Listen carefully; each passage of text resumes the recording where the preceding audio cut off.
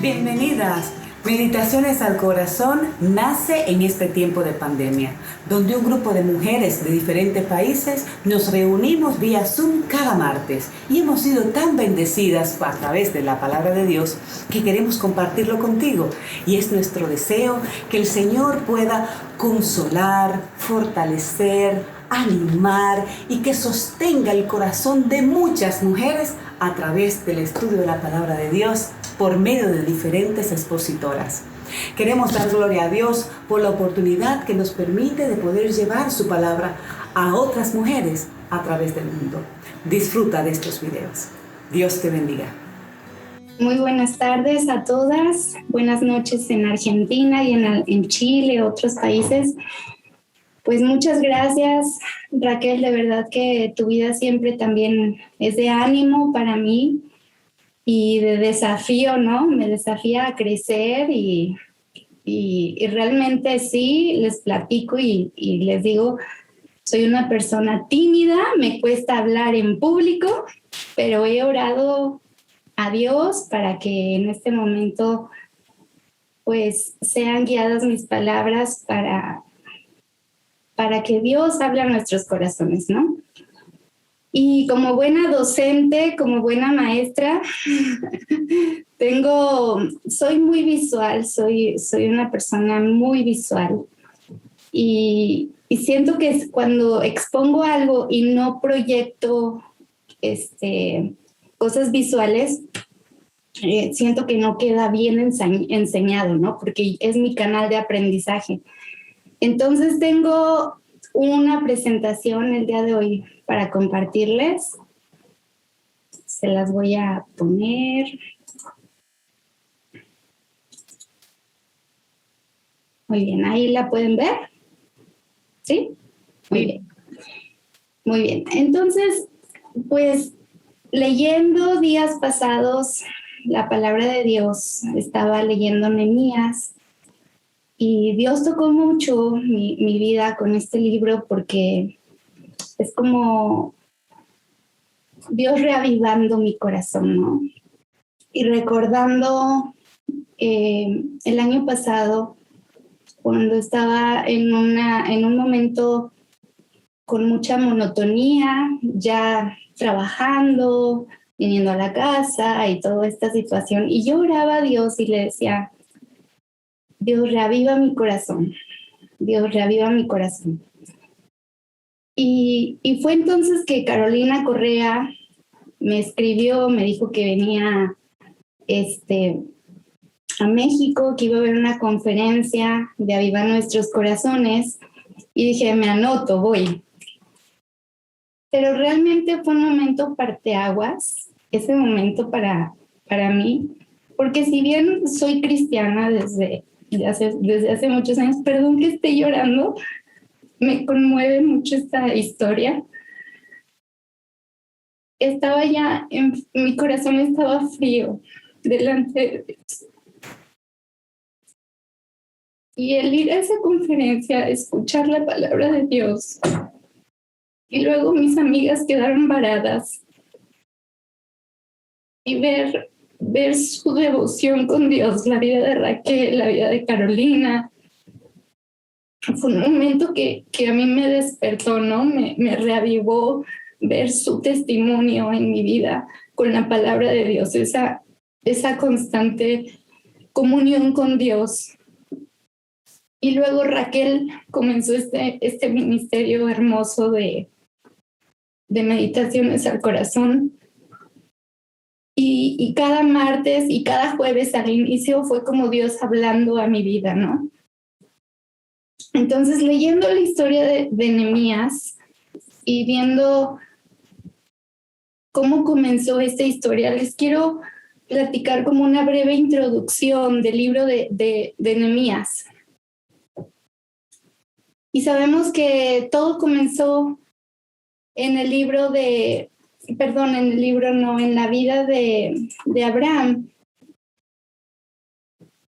Todo el pueblo judío, su historia comienza con Abraham, ¿no? Cuando él le creyó a Dios y le fue contado por justicia. Y eso pues sucedió 2000 años antes de Jesucristo. de ahí a que el pueblo de Israel fuera una nación sólida, una nación mundial, pasaron 1000 años. De Abraham a que fuera Israel una nación sólida. Y en ese ínter, en esos 1000 años, pues sabemos de la historia de cuando Israel fue esclavo de Egipto, ¿no? Y cómo Dios los liberó con gran poder. Y vemos cómo terminando Dios de abrir el Mar Rojo y echar al ejército egipcio al Mar Rojo, el pueblo de Israel hace un becerro de oro y le da la gloria a ese becerro de que los libró, ¿no? Del pueblo de Egipto. Les comento esto porque nuestro corazón es tan parecido a veces al pueblo de Israel, donde vamos tomando, a veces ponemos dioses en nuestra vida que toman el lugar de Dios, ¿no? Bueno, entonces continúa la historia y vemos que en el tiempo cuando Saúl es el primer rey de Israel, luego David y Salomón, ahí es donde ya Israel es esa potencia como nación. Y 40 años, los 40 años que David fue rey, vemos que fue una potencia militar, ¿no? Donde en constantes guerras y batallas Israel ganaba en el periodo del reinado de David. Y David sabemos que fue un gran rey y al morir entregó su trono a su hijo Salomón. En Primera de Reyes 2, 10 al 12 encontramos esa historia donde David muere y está entregando el trono a Salomón. Y de Salomón sabemos que fue un gran rey, escribió proverbios, construyó el templo, ¿no? Y los muros. Y fue una vida ejemplar. Pero al término de su vida, lo triste de esta historia es que Salomón no termina bien. ¿Por qué? Porque no guardó el pacto que Dios había hecho con él. Y ese pacto que él rompió, que él quebrantó, fue que amó a mujeres extranjeras. En Primera de Reyes 11, del 1 al 3, me gustaría que lo leamos. En Primera de Reyes 11, del 1 al 3, lo voy a leer. Dice, pero el rey Salomón amó además de la hija de Faraón a muchas mujeres extranjeras, a las de Moab, a las de Amón, a las de Edom, a las de Sidón, a las eteas, gentes de las cuales Jehová había dicho a los hijos de Israel, no os llegaréis a ellas, ni ellas se llegarán a vosotros, porque ciertamente harán inclinar vuestros corazones tras sus dioses. A estas pues se juntó Salomón con amor, y tuvo 600 mujeres reinas y 300 concubinas, y sus mujeres desviaron su corazón.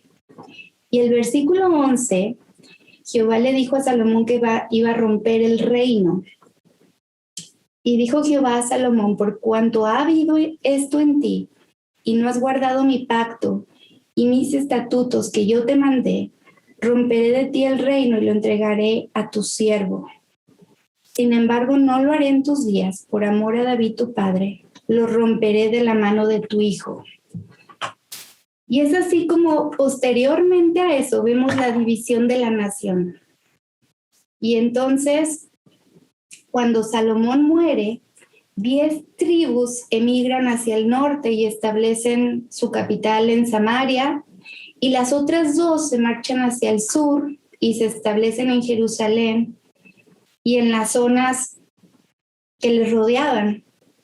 Y durante este periodo, las tribus del norte se les dio el nombre de Israel y a las tribus del sur de Judá. Pero vemos que Dios castiga a Israel cuando fue invadido por los asirios, el imperio asirio en el año 722 antes de Jesucristo, y las 10 tribus desaparecen, las 10 tribus del norte dejaron de existir. Pero algunos del pueblo del norte huyeron hacia el sur para escapar de ese dominio asirio.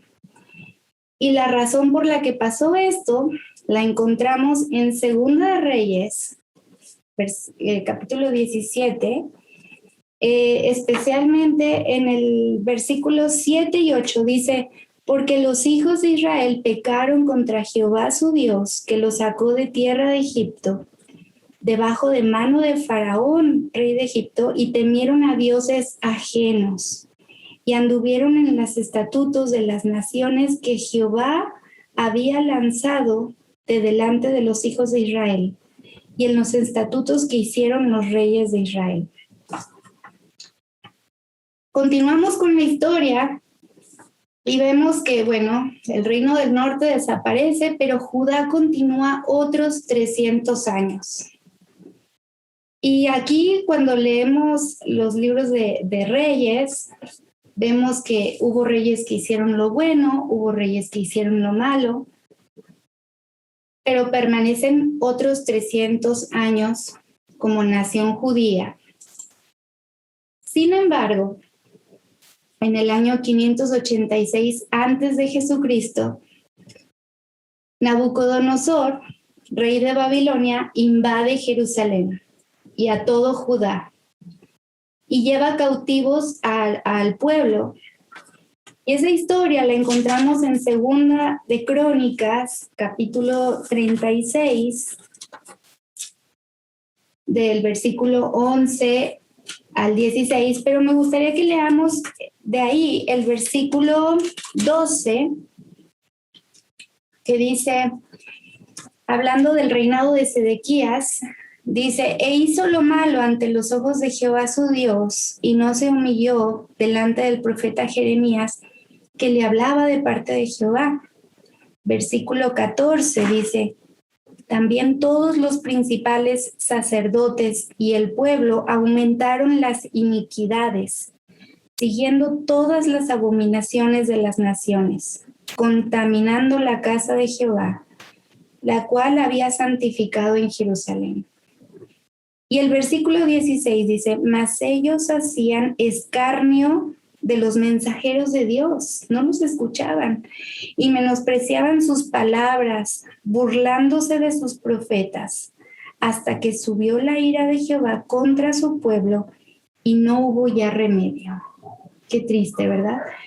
Ahí llevan cautivos, comienza esa cautividad babilónica, y lo que Babilonia hizo en Jerusalén, en la casa de Jehová, fue muy triste. En los versículos 18, 19 y 20 leemos que dice así, dice, estoy en Segunda de Crónicas 36, 18, dice: asimismo todos los utensilios de la casa de Dios, grandes y chicos, los tesoros de la casa de Jehová y los tesoros de la casa del rey y de sus príncipes, todo lo llevó a Babilonia. Y quemaron la casa de Dios, y rompieron el muro de Jerusalén, y consumieron a fuego todos sus palacios, y destruyeron todos sus objetos deseables. Algo que se me hace súper triste en el versículo 20, dice: los que escaparon de la espada, imagínense, hubo quienes murieron ahí a espada. Dice: fueron llevados cautivos a Babilonia, y fueron siervos de él y de sus hijos, hasta que vino el reino de los persas. Entonces ahí se registra el fin de la historia de Judá y el comienzo de la cautividad babilónica. Quemaron la casa de Dios, el templo, rompieron sus muros, el protector que rodeaba la ciudad, ese muro. Fueron destruidos a fuego todos los edificios fortificados y también todos los artículos de valor que había en el templo. Fue totalmente arrasada, el muro quedó en ruinas. los ejércitos de Babilonia marcharon de regreso con todos los tesoros de Judá. Y hay un versículo que me conmueve mucho, no un versículo, un salmo, el Salmo 137, nos habla que fue escrito durante ese tiempo, precisamente donde Judá había sido cautivo y los babilonios se habían llevado cautivos a los israelitas. Ahí ellos hablan de que están cerca de un río y están llorando por haber sido llevados cautivos. Es súper triste. Si después tienen tiempo de leerlo, es el Salmo 137. No lo vamos a leer ahora. Pero después vemos que son llevados cautivos durante 70 años. En el libro de Jeremías 25 se encuentra esta profecía ya, donde vemos que desde el reino de Josías, Jeremías les hablaba a Judá, a los moradores de Jerusalén, pero ellos no escuchaban. Él les decía en Jeremías 25, versículo 5, les decía: volveos ahora de vuestro mal camino y de la maldad de vuestras obras, y moraréis en la tierra que os dio Jehová, a vosotros y a vuestros padres por siempre, y no vayáis en pos de dioses ajenos, sirviéndoles y adorándoles, ni me provoquéis a ira con la obra de vuestras manos. Y no os haré mal, pero no me habéis oído, dice Jehová, para provocarme a ira con la obra de vuestras manos, para mal vuestro. Por tanto, dice en el versículo 8, 9, 10 y el 11, tanto, y servirán a estas naciones al rey de Babilonia 70 años. Es una profecía que Jeremías hizo. Y aquí vemos entonces lo que sucede a final del capítulo 36 en Segunda de Crónicas.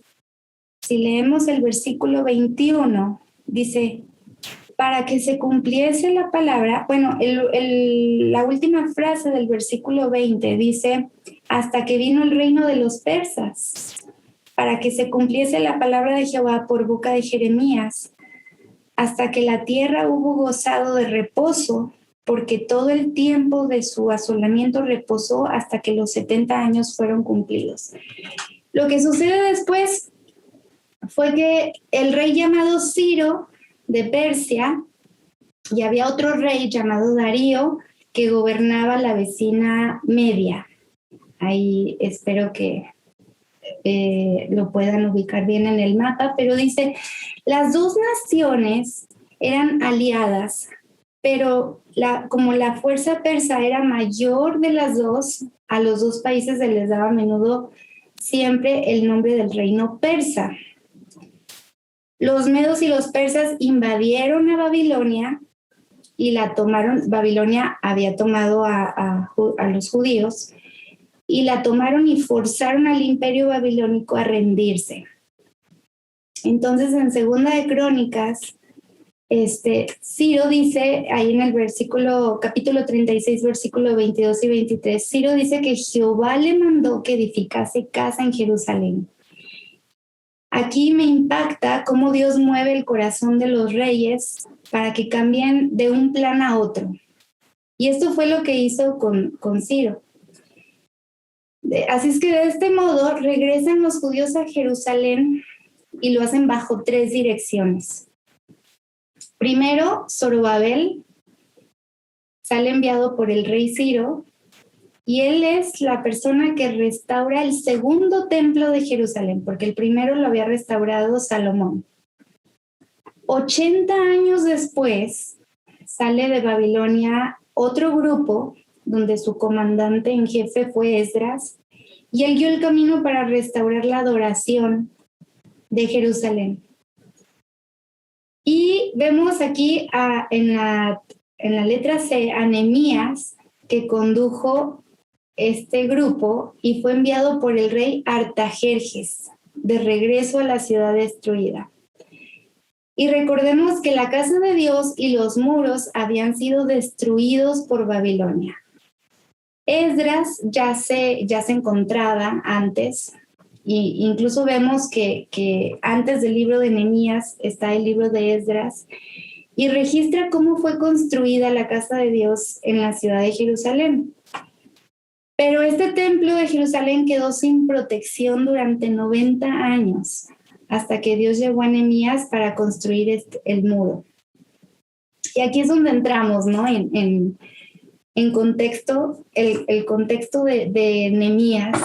A mí me impacta esta historia. Nehemías es una historia hermosa porque vemos la fidelidad de Dios a pesar de la infidelidad del pueblo, ¿verdad?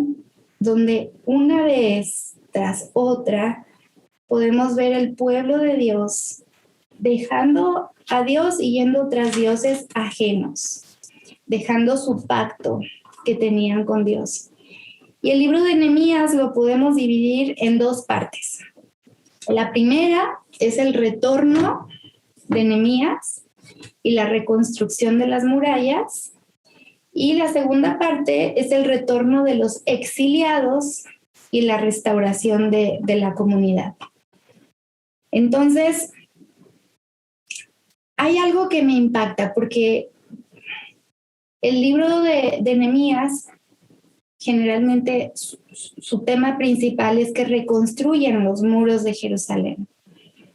Pero si vemos Isaías 49, del versículo 15 y 16, los muros de nuestras vidas a menudo yacen en ruinas también, ¿no? Y vamos a leer este pasaje donde el versículo 15 nos dice: jamás ¿puede una madre olvidar a su niño de pecho? ¿Puede no sentir amor por el niño al que dio a luz? Pero aun si eso fuera posible, yo no los olvidaría a ustedes. Y el versículo 16 dice: mira, he escrito tu nombre en las palmas de mis manos. En mi mente siempre está la imagen de las murallas de Jerusalén convertidas en ruinas. A mí me encanta este pasaje porque lo que Dios está diciendo a su pueblo, en otras palabras, parafraseado, sería así: las vidas de ustedes son como muros que están continuamente delante de mí. Y he escrito las vidas de ustedes en mis manos. Así es que vemos que nuestras vidas son delante de Dios lo que eran esos muros para Jerusalén. Los muros de nuestras vidas a menudo yacen en ruinas a causa de nuestra negligencia, por ser desobedientes a la palabra de Dios, por no cumplir lo que Dios nos pide. Y el líder, en el caso de Jerusalén fue Nehemías, pero en nuestras vidas el líder que nos conduce a reconstruir esos muros es el Espíritu Santo que mora en nosotros. Y es el que continúa la obra de reconstrucción dentro de nosotros. Él hace lo mejor que puede para llamarnos la atención sobre la condición de nuestros muros, pero algunas veces no oímos lo que nos dice. Somos tardos para oír a veces y simplemente no escuchamos, no oímos. A mí me conmueve mucho esto, y algunas veces hemos vivido con los muros de nuestras vidas rodeados de ruinas. Quizás todo puede comenzar muy lentamente, ¿no? Yo creo que ningún creyente amanece de un día para otro con los muros destruidos. Quizás se va aflojando primero un ladrillo, una parte de la mezcla, luego aparece otra grieta en el muro. Esa grieta se parte, se hace trizas, se abre un agujero, y es por descuido y la maleza de la carnalidad comienza a crecer a través de ese muro, ¿no? Poco a poco el enemigo quiere acceder a nuestras vidas. Y quizás somos conocidas como personas cristianas, hijas de Dios, pero cada una de nosotras sabemos en nuestro corazón, así como somos cristianas, en el mismo sentido que Jerusalén le pertenecía a los judíos. El muro que rodea esa vida espiritual que nos protege, defiende, que nos defiende, a veces está por el suelo. Y aquí me gustaría hacer un breve panorama. No vamos a ver todo el libro de Nehemías, pero sí un breve panorama, donde vemos en el capítulo 1 la oración de Nehemías. Y vamos a leer aquí en el capítulo 1, vemos que llega su hermano Hanani a visitar la capital de Susa, donde se encontraba Nehemías, y Nehemías le pregunta cómo están los judíos y cómo está Jerusalén. Y él responde, están en gran mal, en Nehemías capítulo 1, versículo 3, y afrenta.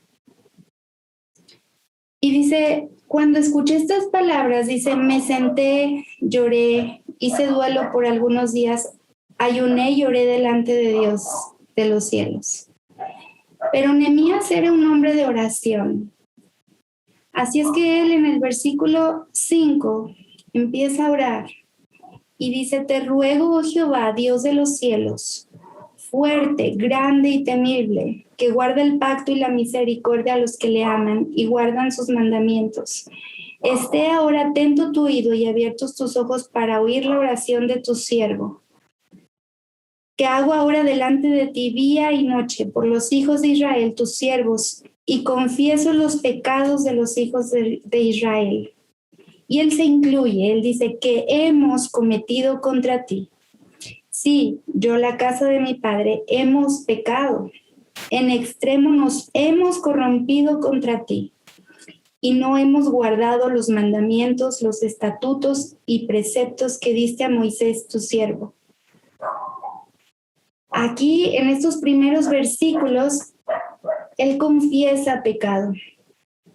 Él se arrepiente y confiesa su pecado. Y habla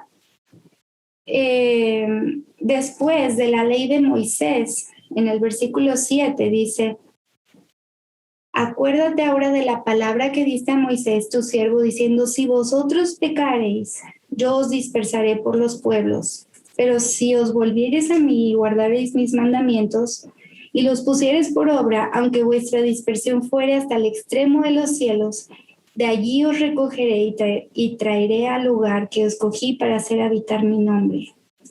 Y aquí se refiere al pacto que Jehová había hecho con Israel en Deuteronomio 29 y 30.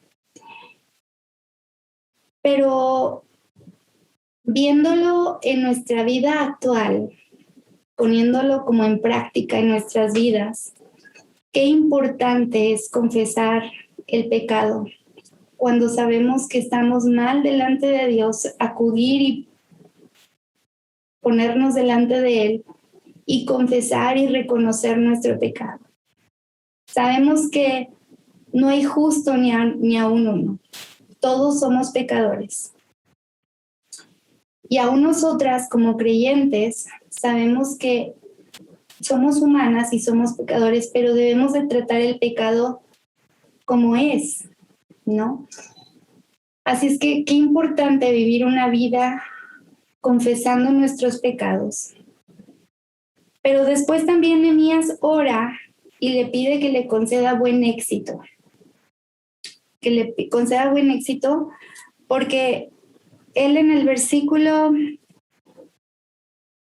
10 dice, ellos pues son tus siervos y tu pueblo, los cuales redimiste con tu gran poder y con tu mano poderosa. Y en el versículo 11 dice, te ruego, oh Jehová, esté ahora atento tu oído a la oración de tu siervo y a la oración de tus siervos, quienes desean reverenciar tu nombre.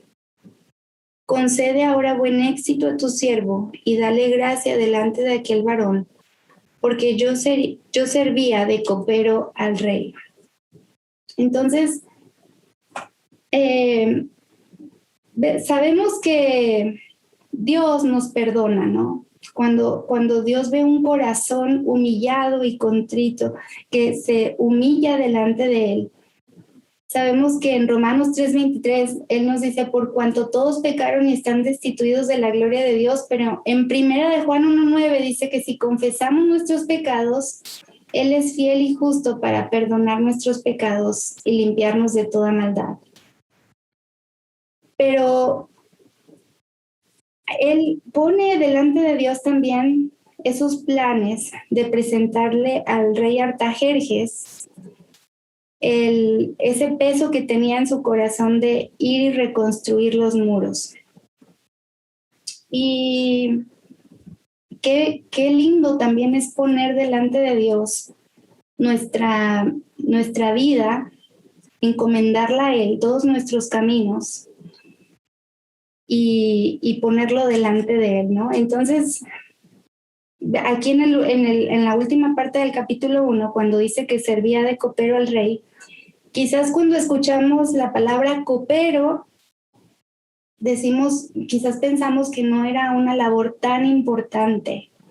Sin embargo, el copero del rey ejercía una labor muy, muy importante, porque antes de que el rey comiera o de que el rey bebiera algún vino, el copero era quien probaba el vino y quien probaba la comida. Entonces, si todo iba bien, pues Nehemías seguía vivo, ¿no? Pero si alguien quería conspirar en contra del rey, en ese momento, pues el primero que moría era el copero del rey, en este caso Nehemías. Entonces, vemos que en esos tiempos el copero ejercía una posición muy importante, pero él no quería abusar de esa confianza, ¿no? Y en el capítulo 2 vemos que se presenta la oportunidad para que Nehemías exponga ese deseo de ir y reconstruir los muros. Dios prepara todo el panorama, porque él estaba quebrantado de corazón y el rey se da cuenta, el rey le dice, ¿por qué estás triste? Y él le dice, no estás enfermo. Y él le contesta, es quebranto de corazón. Pero entonces dice que teme en gran manera. Y dice, ¿cómo no estaría triste mi rostro cuando la ciudad, casa de los sepulcros de mis padres, está desierta y sus puertas consumidas por fuego? Así es que el rey le dice, pues, ¿qué cosa me pides? Y él ora. Antes de responder, él ora a Dios. Y después le contesta y dice, si le place al rey y a tu siervo, he hallado gracia delante de ti, envíame a Judá, a la ciudad de los sepulcros de mis padres, y la reedificaré. Así es que el rey le pide cuánto tiempo necesita y le agrada al rey enviarlo. Entonces, además de eso, le mandó cartas, le mandó todo un ejército para que le apoyaran. Y todo esto dice el versículo 8, que fue según la benéfica mano de Dios sobre Nehemías. Pero siempre cuando Dios tiene un plan para nuestras vidas, se presenta la oposición, ¿verdad?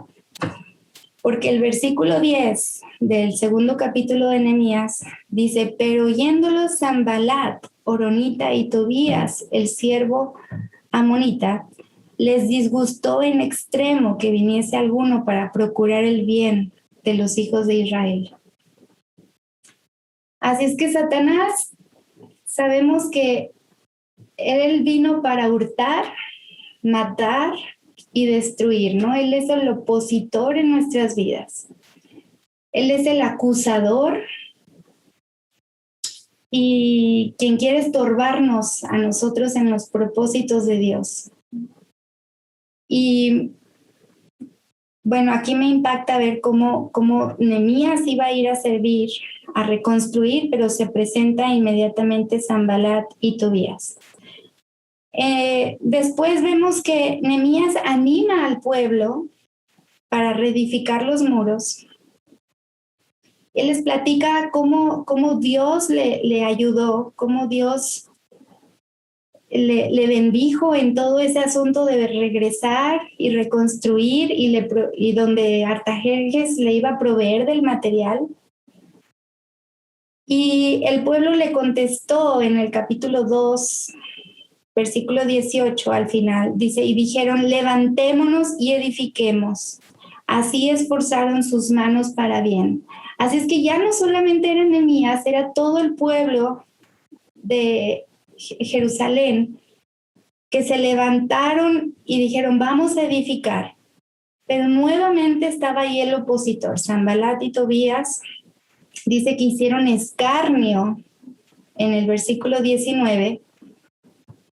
Nos despreciaron diciendo, ¿qué es esto que hacéis vosotros? Y mintiendo, porque diciendo, os rebeláis contra el rey. Pero Nehemías contestó y dijo, Dios de los cielos, Él nos prosperará y nosotros sus siervos nos levantaremos y edificaremos porque vosotros no tenéis parte ni derecho ni memoria en Jerusalén. Así es que Nehemías prontamente repartió el trabajo entre todo el pueblo en el capítulo 3. Y todo el pueblo se reparte la reconstrucción del muro. Y en el capítulo 4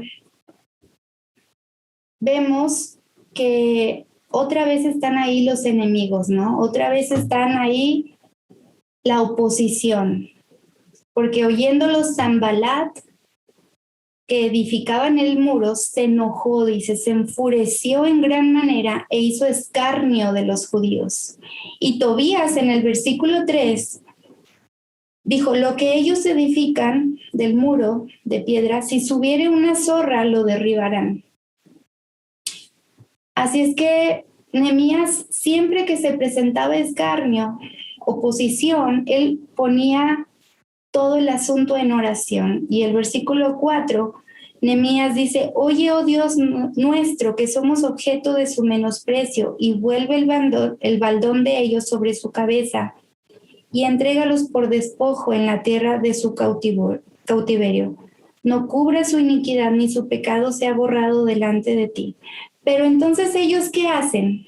En el versículo 6, ellos siguen edificando pues el muro y dice, y toda la muralla fue terminada hasta la mitad de su altura porque el pueblo tuvo ánimo para trabajar. A mí me encanta esta parte del versículo 6, ver un pueblo animado, ver un pueblo que estaba trabajando con mucho esfuerzo y que la muralla que rodeaba Jerusalén estaba ya terminada a la mitad. Y los enemigos se encolerizan después, ¿no? Y conspiran contra ellos, pero ellos volvieron a orar, actuaron, y dice que con una mano trabajaban y con la otra tenían una espada para defenderse, porque la oposición era mucha. Entonces ellos no detienen la obra por esa oposición. Y yo me ponía a pensar, ¿cuántas veces Satanás no quiere frenar la obra de Dios en nuestras vidas? O la obra de Dios de un ministerio, de un pastor. Pero debemos de tener esa vida de oración, ¿no? Esa vida de oración de poner nuestras vidas delante de Dios y no temer a la oposición. Ellos trabajaban con una mano y con la otra tenían esa espada. Así es que el enemigo constantemente vemos que quería desanimarles, pero ellos continuaban trabajando, pero con medidas de seguridad. Ponían acción y veían qué medidas de seguridad podían hacer. Y generalmente vemos en Nehemías que es un libro que se habla mucho de liderazgo, ¿no? Pero yo siempre les menciono que vemos la fidelidad de Dios sobre un pueblo infiel, ¿no? Pero después vemos que ya no, Nehemías pasa de ser de copero del rey, pasa a ser gobernador. Y Tobías y Sanbalat en el capítulo 6 procuran hacerle mal. Procuran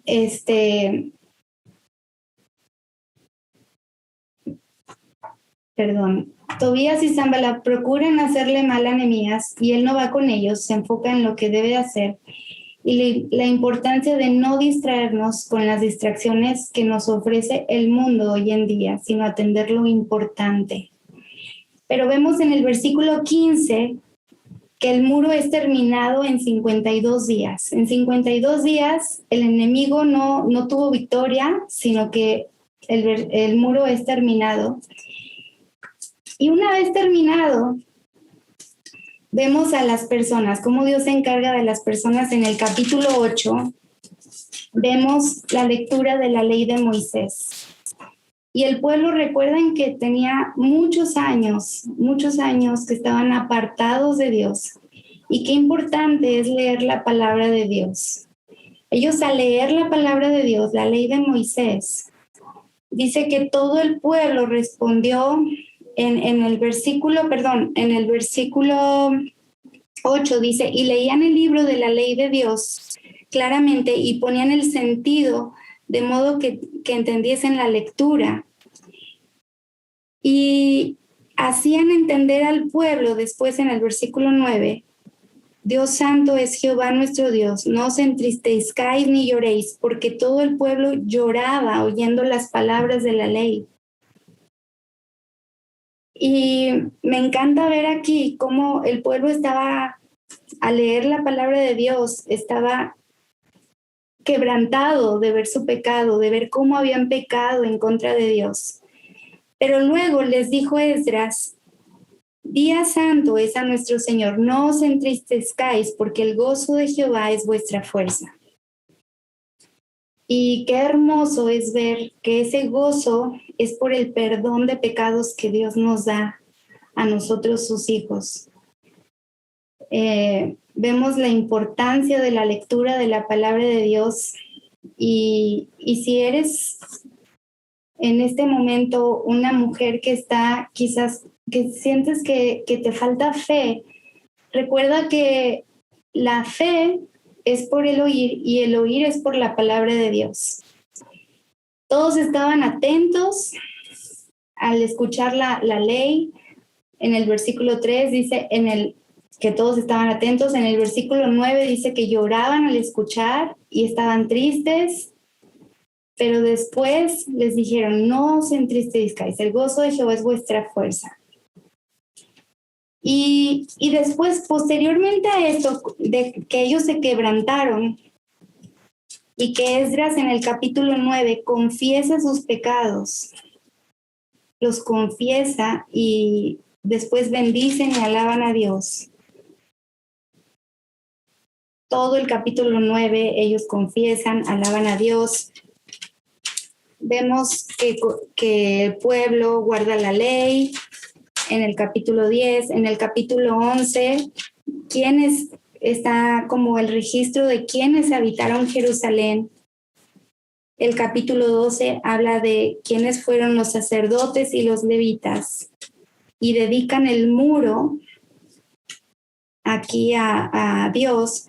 Y qué importante, hablando de que el muro representa nuestras vidas, qué importante dedicar nuestras vidas a Dios, ¿no? Cada día dedicar nuestras vidas a Dios. Pero algo que me entristece mucho en el último capítulo de Nehemías, cuando vemos las reformas de Nehemías, es ver que Nehemías salió por un tiempo con Artajerjes y cuando regresa se encuentra con que el pueblo nuevamente había caído en muchos pecados de los cuales habían confesado. Y es muy triste este capítulo porque podemos ver que nuevamente tomaron mujeres extranjeras, tuvieron hijos que ya no hablaban el lenguaje judaico, tomaron mujeres de los moabitas. Y vemos también que incluso en el mismo templo Tobías había adquirido un cuarto ahí. Y dice en el versículo 8 del capítulo 13, y me dolió en gran manera y arrojé todos los muebles de la casa de Tobías fuera de la cámara. y dije que limpiasen las cámaras e hice volver allí los utensilios de la casa de Dios y las ofrendas del incienso. Es muy triste. Después, si tienen tiempo, les animo a que lean el capítulo 13. Pero ¿qué podemos ver, no? ¿Qué podemos aprender de toda esta historia de Nehemías? Sabemos que somos humanos. Después de ver toda una historia del pueblo de Israel y cómo Dios, después de 70 años de haberlos llevado cautivos a Babilonia, los trae de regreso a su tierra, Dios les da la oportunidad de que ellos evalúen cómo están, de que reconstruyan el templo y de que sean perseverantes. Les anima a perseverar en estar delante de Dios, en ese mandato que dijo: amarás al Señor tu Dios con todo tu corazón. Ellos nuevamente caen en pecado, ¿no? Pero en Segunda de Crónicas, capítulo 7, versículo 14, Dios le había dicho al rey Salomón, había hecho un pacto con el rey Salomón, donde le había dicho: si se humillare mi pueblo sobre el cual mi nombre es invocado, y oraren y buscaren mi rostro y se convirtieren de sus malos caminos, entonces yo iré desde los cielos y perdonaré sus pecados y sanaré su tierra. Qué importante es, no, lo hemos escuchado en predicaciones pasadas, no vivir de victorias pasadas y constantemente humillarnos delante de Dios, invocar su nombre, orar delante de Él, buscar su rostro.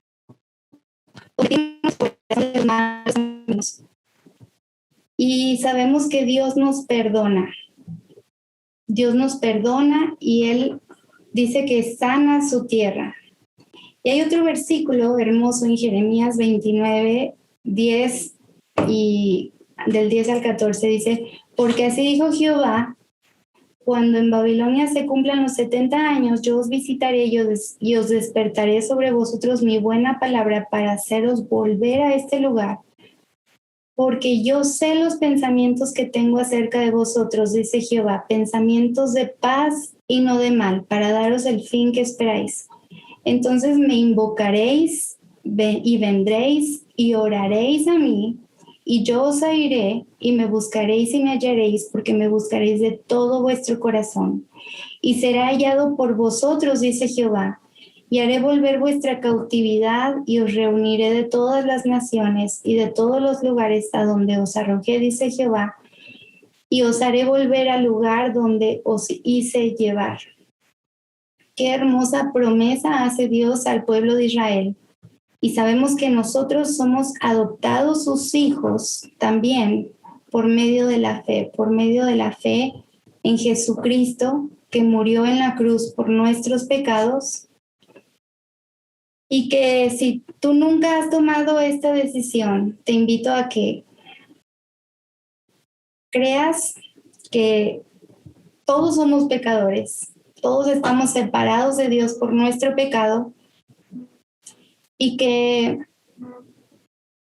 ese pecado nos separa de Dios, pero Dios proveyó a su Hijo Jesucristo hace más de 2000 años atrás para tomar nuestro lugar y que con su sangre preciosa nos limpiara de nuestros pecados y así hacernos hechos hijos de Él. Pero este regalo es solamente para aquellos que creen en Jesucristo como su Salvador. Todos somos creación de Dios, pero Dios ofrece este regalo a quienes creen en Jesucristo como su Salvador. Quizás tú ya eres una persona que ya creíste en Jesucristo como tu Salvador, pero si tú nunca has hecho esta decisión, yo te invito a que reconozcas tu pecado, a que le pidas perdón a Jesús por tus pecados y que reconozcas que Jesús es el Hijo de Dios, que Él vino y murió en una cruz por nuestros pecados, y le invites a vivir en tu corazón, que le invites a creer que Él es el Hijo de Dios, Jesús es el Hijo de Dios y el Señor de nuestras vidas. ¿Cómo podemos reconstruir los muros en nuestra vida? Evaluemos cómo estamos. Si tenemos que confesar pecado, hagámoslo.